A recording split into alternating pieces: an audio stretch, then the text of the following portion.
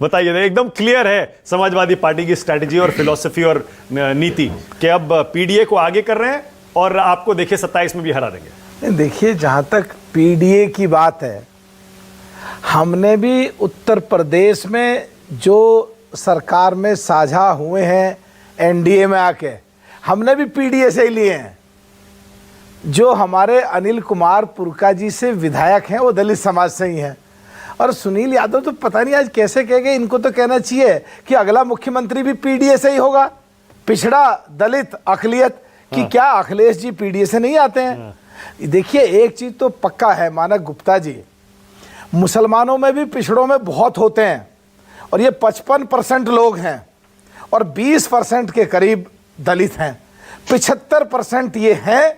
और पिछले करीब इस 75 साल में ज़्यादातर समय में इनकी वोट ले ली जाती हैं और शोषण करती रही सबसे ज़्यादा 60 साल के करीब कांग्रेस, और दिया कुछ नहीं। और आज खुशी की बात है, चाहे वो सुनील यादव जी कह रहे हों, सुनील साजन जी कह रहे हों, चाहे राजपूत जी कह रहे हों, चाहे कोई भी कहे, चाहे आप कह रहे हों, एक समय तो आया है जहां पिछड़ों का और दलितों का और अकलियत समाज का, जहां पीडीए की एक ऐसी स्थिति आ गई है कि हर कोई इधर को झांकता है, देखता है। और गर्व की बात एक है कि एनडीए के जो सबसे ताकतवर और सबसे बड़े नेता हैं, माननीय प्रधानमंत्री देश के संसद में जब आते हैं, मैंने इतने पिछड़े मिनिस्टर बनाए, इतने दलित मिनिस्टर बनाए, तो देख करके बढ़िया लगता है कि सुनील साजन जी का भी और हमारा भी और बहुत सारे लोग जो 75% इस देश में हैं, उनका सबका अच्छा समय आने वाला है।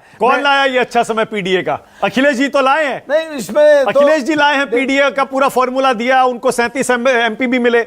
देखिए, अब देखिए, नाम इसका पीडीए कह दो, पिछड़ा दलित गठजोड़ कह दो, अकलियत गठजोड़ कह दो, पिछड़े और दलित। हाँ। आज की तारीख में राहुल गांधी जी जब आते हैं टेलीविजन पर, देश में कहीं भी किसी प्लेटफार्म पर खड़े होकर कहते हैं कि मैं जो पूर्व प्रधानमंत्रियों के ऑफिस में जाता था तो मुझे लगता है कि पिछड़ों के और दलितों के साथ न्याय नहीं हुआ, बहुत काम ज्यादा हो सकता था और आज भी नहीं हो रहा, आगे आने वाले समय में हम ज्यादा करना चाहते हैं। तो ये एडमिट फैक्ट है कांग्रेस की तरफ से भी कि पिछले दिनों आजादी के बाद पिछड़ों को और दलितों को उनका हिस्सा मिला नहीं। चौधरी चरण सिंह जी इस लड़ाई को कहीं अजगर के रूप में, कहीं पिछड़े दलित के रूप में, कहीं अकलियत के रूप में कहते रहे।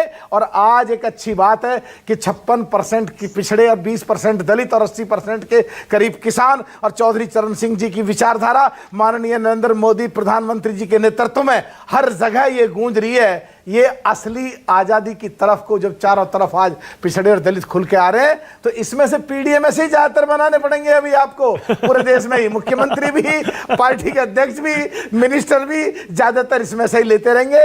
नहीं तो वोट इनकी होती थी और मिनिस्टर, मुख्यमंत्री और दूसरे और लोग बनते रहते थे, तो बड़ी मुश्किल से दिन आया। और राजपूत जी भी हमारी बात को एडमिट करेंगे, दुबे साहब भी हमारी बात को एडमिट करेंगे। पर सुरेंद्र राजपूत तो बड़े खिलखिला रहे हैं आज, खुश हो रहे हैं। राजीव जेटली का चेहरा क्यों ऐसे मुझे सीरियस सा लग रहा है? अभी आ रहा हूं, एक सेकंड में। सुनील कुछ कहना चाह रहे हैं, सुनील बोलिए जल्दी से। देखिए मानक भाई, मैं केवल एक बात कह रहा हूं, मलूक नागर जी को मैं सुन रहा था, वो बात मैं केवल कह जाऊंगा, उस पर आप सवाल मत करिएगा। हाँ। मैं केवल ये कह रहा हूं कि समाजवादी पार्टी सिर्फ पीडीए की जनता के लिए दरवाजे नहीं खोला है, जो पीडीए समाज के नेता हैं उनके लिए भी दरवाजा खुला, जिनकी उपेक्षा, जिनका उत्पीड़न, जिनका अपमान भारतीय जनता पार्टी में हो रहा है। कांग्रेस में कुछ नहीं मिलना आपको, फटाफट समाजवादी में आओ।